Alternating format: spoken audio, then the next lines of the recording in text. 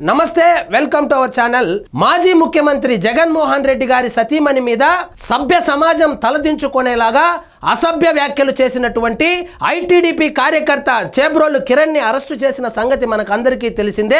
Arrest చేసి station నుంచి కోర్టుకు తీసుకొని వెళ్తున్నటువంటి నేపథ్యంలో పోలీసు జీపులను మాజీ ఎంపీ గోరంట్ల మాధవ్ వెంబడించి చేబ్రోలు కిరణ్ మీద హత్యాయత్నం చేయబోయినటువంటి విజువల్స్ కూడా మనం అందరం చూసాం. ఆ కేసులో ఆయనతో పాటు 5 మందిని అరెస్టు చేసిన విషయం కూడా మనకు అందరికీ తెలిసిందే. ఈ వ్యవహారంలో మాధవ్ పోలీసులపై వీరంగానే మరొకసారి సృష్టించాడు. ఇది రెండోసారి. ఏమంటున్నాడంటే, ఏం తమాషా చేస్తున్నారా, ఎంపీగా చేశా పోలీస్ అధికారిని మీడియా ఎదుట హాజరయ్యే వ్యవహారంలో రెచ్చిపోయిన మాజీ ఎంపీ హత్యాయత్నం చేసి దొరికినటువంటి ఈయన, నేను మాజీ ఎంపీని, మాజీ పార్లమెంటు సభ్యుణ్ణి, అదేవిధంగా నేను ఒక పోలీస్ ఆఫీసర్ని, నన్ను మీడియా ముందుకు తీసుకెళ్తారా, మీకు ఎన్ని గుండెకాయలని పోలీసు వాళ్ళతో వాగ్వాదం అయితే చేశాడు. ఇక్కడ చూడండి, వైసీపీ నేత మాజీ ఎంపీ గోరంట్ల మాధవ్ వరుసగా 2వ రోజు పోలీసులపై చిందులు తొక్కారు. తమాషా చేస్తున్నారా అంటూ రెచ్చిపోయారు. జగన్ సతీమణి భారతిపై అసభ్యకర వ్యాఖ్యలు చేసిన కేసులో అరెస్ట్ అయి పోలీసుల అదుపులో ఉన్న నిందితుడు చేబ్రోలు కిరణ్ పై దాడి చేసేందుకు మాధవ్ ప్రయత్నించిన సంగతి తెలిసిందే. ఇది ఎక్కడో బయట జరిగినా పర్వాలేదు, పోలీసుల అదుపులో ఉన్న నిందితుడి మీద హత్యాయత్నం చేయబోయి ఒక పోలీస్ ఆఫీసర్ గా పనిచేసిన ఈయన, ఒక మాజీ ఎంపీగా పనిచేసినటువంటి ఈయన విచక్షణ కోల్పోయి ఒక నిందితుడిని పోలీసుల సమక్షంలోనే పోలీసుల మీద కూడా దాడి చేస్తూ ఆ వ్యక్తి పైన దాడికి ప్రయత్నించడం మనమందరం చూసాము. ఇప్పుడు ఏమంటున్నాడు, ఏం తమాషాగా ఉందా, పోలీస్ అధికారిగా చేశానంటాడు. పోలీస్ అధికారిగా చేసిన నీకు పోలీసుల అదుపులో ఉన్నటువంటి నిందితుడి మీద హత్యాయత్నం చేయడం నేరమని తెలియదా గోరంట్ల మాధవ్? ఎంపీగా చేసినటువంటి మీకు నిందితుడిని ప్రెస్ మీట్ లో ప్రవేశపెడతారని తెలియదా? తెలిసి కూడా వీరంగం అయితే సృష్టించాడు. కిరణ్ ను మీడియా ముందు ప్రవేశపెట్టినట్లే మాధవ్ తదితరులను ప్రవేశపెట్టాలని భావించారు. కానీ కొన్ని కారణాల వల్ల మాధవ్ ను మినహాయించి మిగిలిన 5గురికి మాత్రమే మీడియా ఎదుట ప్రవేశపెట్టారు.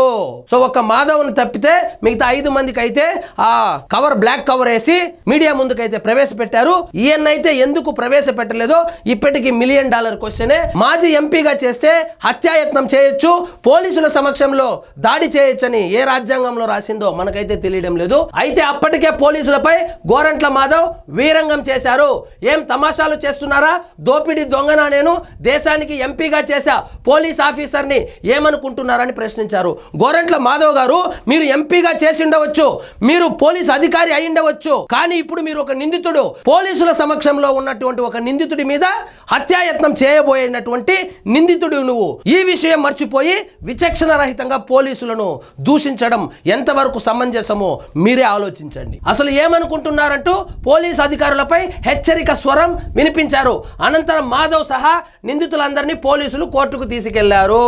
అరెస్ట్ అయితే చేశారు, కోర్టులో కూడా ప్రవేశపెట్టారు. జైలుకు గోరంట్ల 14 రోజులు రిమాండ్ కూడా విధించింది. మాజీ ఎంపీతో సహా 6గురు రాజమహేంద్రవరం అంటే రాజమండ్రిలో సెంట్రల్ జైలుకి అయితే తరలించారు. చూడండి, దోమల దాటికి నిద్ర లేక లాకప్ లో సతమతం.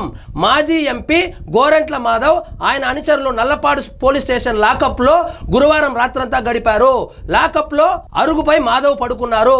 అయితే దోమల దాటికి ఆయనకి సరిగా నిద్ర పట్టలేదు. గతంలో సిఐగా ఎంతో మంది నిందితులను అరెస్ట్ చేసి లాకప్ లో వేసిన ఆయన చివరకు తనే లాకప్ లో రాత్రంతా గడపాల్సి వచ్చింది.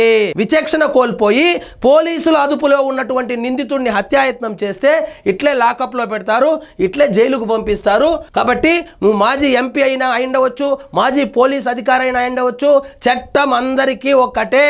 ఏమి మీకేమి ప్రత్యేక అధికారాలేమి ఉండవు.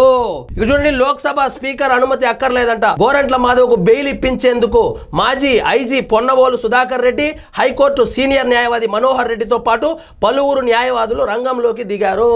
ఇంకా పొన్నవోలు రంగంలోకి దిగినారంట. పొన్నవోలు రంగంలోకి దిగితే ఇంక ఇప్పట్లో బెయిల్ వచ్చినట్లే. కానీ గోరంట్ల మాధవ్ అయితే చాలా పెద్ద కేసులు అయితే ఇరుక్కున్నాడు.